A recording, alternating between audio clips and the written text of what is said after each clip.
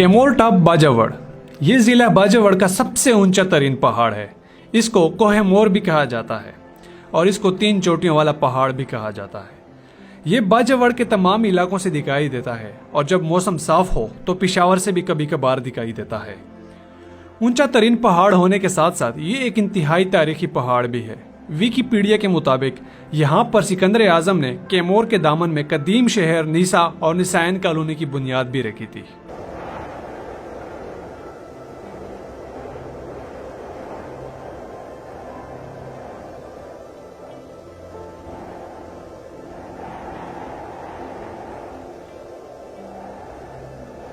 कैमोर तक जाने के लिए आपको तख्त पहले आना पड़ता है। यहाँ पर गाड़ी पार्क करके फिर यहाँ से पैदल सफर शुरू होता है और यहाँ तख्त तक का रोड इंतहाई बेहतरीन है। किसी भी गाड़ी किसी भी बाइक पर आप आराम से यहाँ तक आ सकते हैं। कैमोर की हाइक सख्त होने के साथ साथ इंतहाई स्लिपरी है, इसलिए अपने साथ अच्छे शूज ले आएं और अच्छे शूज पहनकर अपना सफर शुरू करें। राइट, तो गाड़ी हमने नीचे पार्क कर लिया तख्त पर। वहाँ पे FCL कार था, उससे हमने बता दिया गाड़ी का गाँव था। गाँव में मैंने शूट नहीं किया। गाँव क्रॉस करके यहाँ पे ब्लॉग शूट करे। छोटा सा है गाँव, 3 मिनट में ख़त्म हो जाता है। यहाँ से फिर असली हाइक शुरू हो जाती है और यहाँ से आपको पीछे पहाड़ भी नज़र आता है। तो देखते हैं, लोग कुछ बता रहे हैं 2 घंटों में, कुछ बता रहे हैं 3 घंटों में, कुछ बता रहे हैं 3.5। तो देखते हैं। फजल, इंशाल्लाह तुम क्या कहते हो, कितना टाइम हो जाएगा? लोग तो कहते हैं कि 2.5-2 घंटे लग जाएंगे। हमारे टाइम के मुताबिक इंशाल्लाह 2 घंटों में इंशाल्लाह कर लेंगे इंशाल्लाह। यहाँ से आगे आबादी कम होना शुरू हो जाती है और दूर दूर तक कुछ ही घर नजर आएंगे और यहाँ पर खवातीन काम भी कर रही होती हैं। लिहाजा हमने इनका ख्याल रखते हुए रास्ता बदलते थे, जिसकी वजह से हम रास्ता भटक गए और सीधा पहाड़ पर चढ़ाई शुरू की।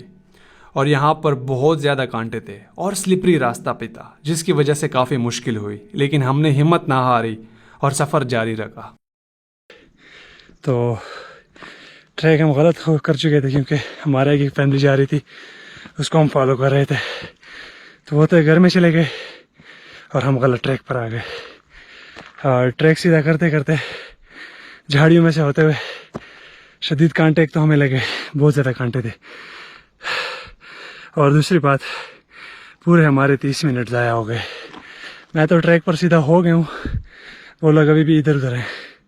नीचे से नज़र नहीं आती हाइट, लेकिन यहाँ से पता चल रहा है कि ये हाइट काफ़ी ज़्यादा है और वो लोग काफ़ी थक जाएंगे, मेरे जो पार्टनर्स हैं।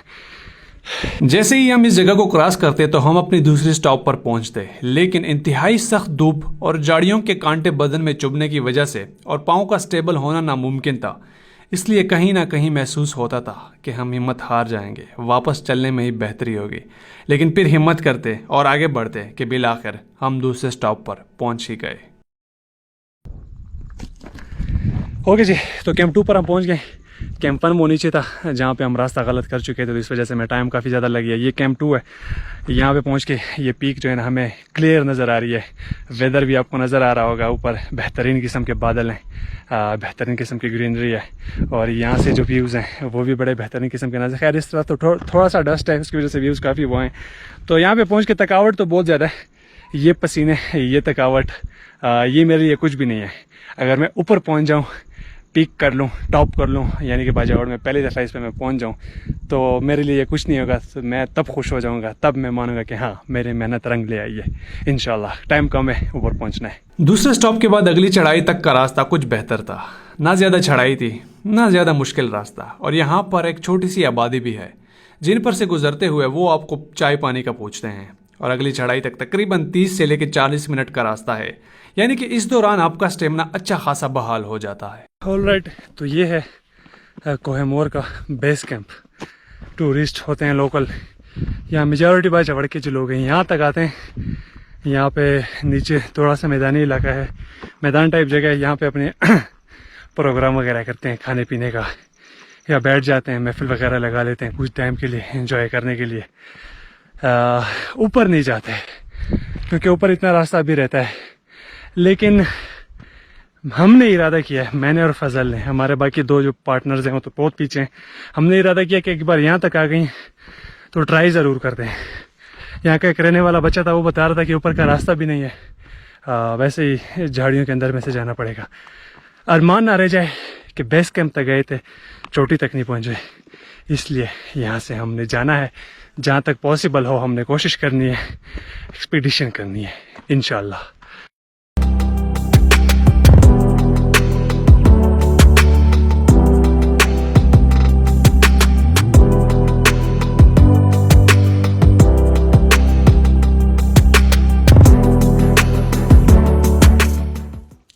ऑलराइट, बहुत सारा डिस्टेंस कवर करने के बाद ये है फर्स्ट पीक, यानी कि हमारी डेस्टिनेशन। होपफुली 30 मिनट्स में पॉसिबल है, और हमारे पास हैं भी 30 मिनट्स, क्योंकि 10 बजे तक मेरे पास टाइम है। 10 बजे तक जहाँ भी पहुँचे वापसी करनी है, ये मैंने कहा था। लेकिन ये फर्स्ट पीक है, होपफुली 30 मिनट्स में ईजी होगा। यहाँ पे गाँव वालों से हमने पूछा कि कितना टाइम लग जाएगा, उन्होंने तंजन एक जवाब दे दिया, अगर आपकी तरह कोई चले तो महीनों में भी मुश्किल है। अब तो गैरत की बात है, अब तो करना ही करना है इसी आधे घंटे में। यह है कोहे मोर की आखिरी चढ़ाई, और यहाँ पर पाँव का स्टेबल होना नामुमकिन होता है, क्योंकि हर टाइम यहाँ पर बारिशें होती हैं तो लैंडस्लाइडिंग ज़्यादा होती है और रास्ता सारा स्लिपरी होता है। आप आगे की तरफ जोर करते हैं और आपका पाँव पीछे की तरफ जोर करता है। बड़ी मुश्किल के साथ हमने जाड़ियाँ पकड़ कर यह रास्ता कवर किया।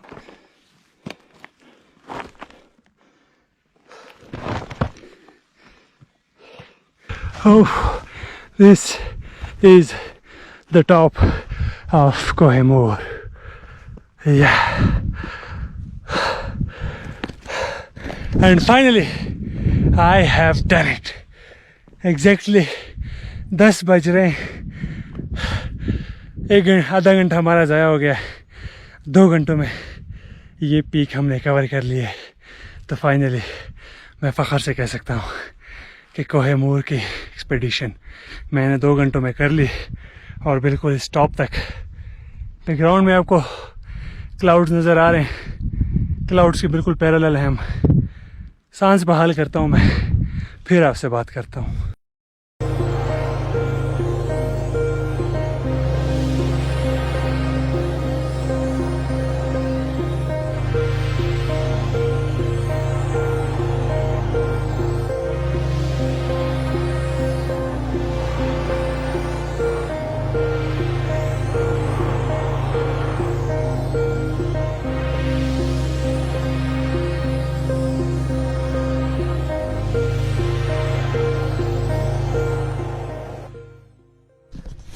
ओके जी, थोड़ी सी एनर्जी बहाल करने के बाद जूस वगैरह पी के, बिस्किट वगैरह खा के ना एनर्जी हमारी बहाल हो गई थी, क्योंकि हमारी एनर्जी लेवल बिल्कुल डाउन हो चुका था, शुगर लेवल भी कम था।